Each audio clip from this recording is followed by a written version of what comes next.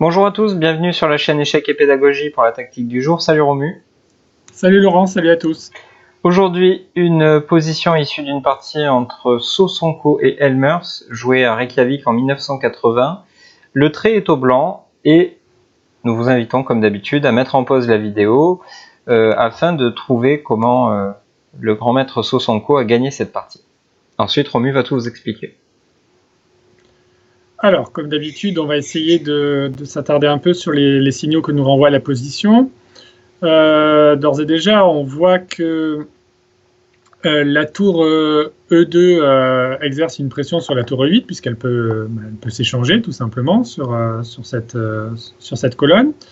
On voit que le cavalier en F5 est extrêmement bien placé, puisqu'il a dans son viseur le pion G7, qui lui-même est également dans le viseur de la dame B2. Donc on voit que l'action combinée de la dame B2 et du cavalier F5 peut faire des ravages sur la case G7. Alors bien sûr, il y a un cavalier en F6 pour l'instant qui gêne l'action de la dame, mais c'est quelque chose qu'il faut avoir en tête. Le fou en C2 est aussi, lui, très bien placé, puisqu'il est posté sur une diagonale qui vise directement le roi, et notamment la case H7 par rayon X. Chez les noirs, donc on l'a dit, le cavalier en F6 est très important, puisqu'il a une double fonction. Il défend la tour E8 et il empêche le mat en G7 en gênant l'action de la dame sur la diagonale.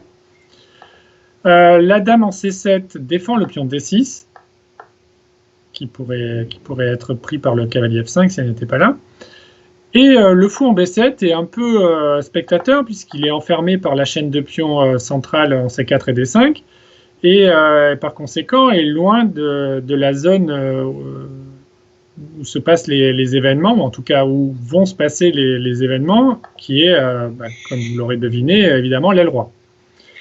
Donc ici, il s'agit de passer aux choses sérieuses, évidemment. On a donc une dame en B2, un fou en C2, un cavalier en F5 et une tour qui sont postés pour attaquer. Et en défense, on voit qu'on a à peu près que le cavalier F6 qui fait office de défenseur. Et on l'a dit, ce cavalier a deux fonctions. Donc, je le rappelle, défendre la tour et gêner l'action de la dame.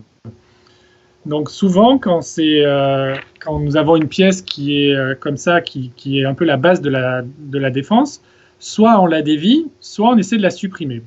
Alors la supprimer, il y a un moyen brutal de le faire, c'est évidemment dame prend F6. Et c'est le bon coup qu'il fallait avoir trouvé.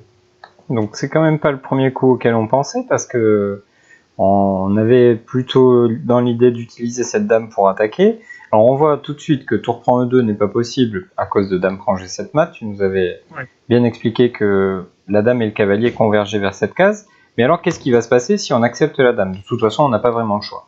Donc qu'est-ce qui se passe? Alors on l'a dit, le cavalier en F6, donc empêcher le mat en G7, mais sa deuxième fonction était de défendre la tour E8. Donc bien évidemment, on va capturer la tour sur E8 en faisant un échec. Le seul coup légal, c'est roi H7. Et là, donc matériellement, on a une tour et un cavalier pour la dame. Donc c'est pas mal, mais il faut quand même essayer d'être menaçant. Et on voit qu'en ayant attiré le roi sur H7, forcément les blancs sont intéressés par le fait que le fou en C2 se trouve sur la diagonale de ce roi. Donc ça peut donner des envies, notamment de faire des découvertes, mais pour l'instant, on ne voit pas trop de découvertes assez intéressantes. Si on enlève le cavalier, le roi disposera toujours de la case G7 notamment, et on a du mal à imaginer une quelconque menace grave. Mais par contre, il y a une autre idée d'attaque qui est assez intéressante, c'est de jouer le coup tour E7, donc, qui attaque la dame, mais surtout qui attaque le pion F7.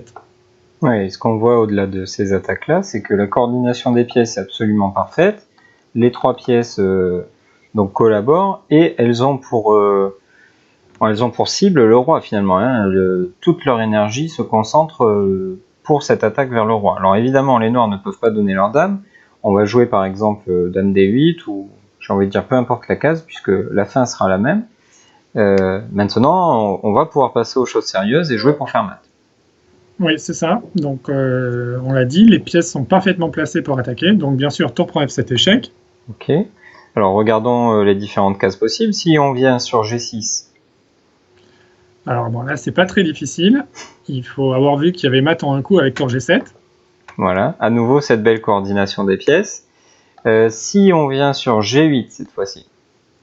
Alors, sur G8, donc on voit que le roi attaque la tour et sur une case où le cavalier peut faire échec. Donc, le cavalier va faire une double mission, défendre sa tour et en même temps s'en prendre au roi blanc.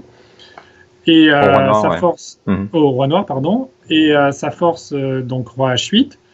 Et le fou C2 a aussi un rôle très important puisqu'il contrôle la case H7, on l'a dit tout à l'heure, et donc ça permet tour H7 mat, et on voit une parfaite coordination entre les trois pièces blanches. Ok. Et sur la dernière possibilité, la dernière case disponible, le coup roi H8. C'est le même tableau de mat qui va se préparer avec cavalier H6 qui prend la case G8 au roi noir et qui prépare tour H7 mat grâce encore une fois à la présence du fou en C2.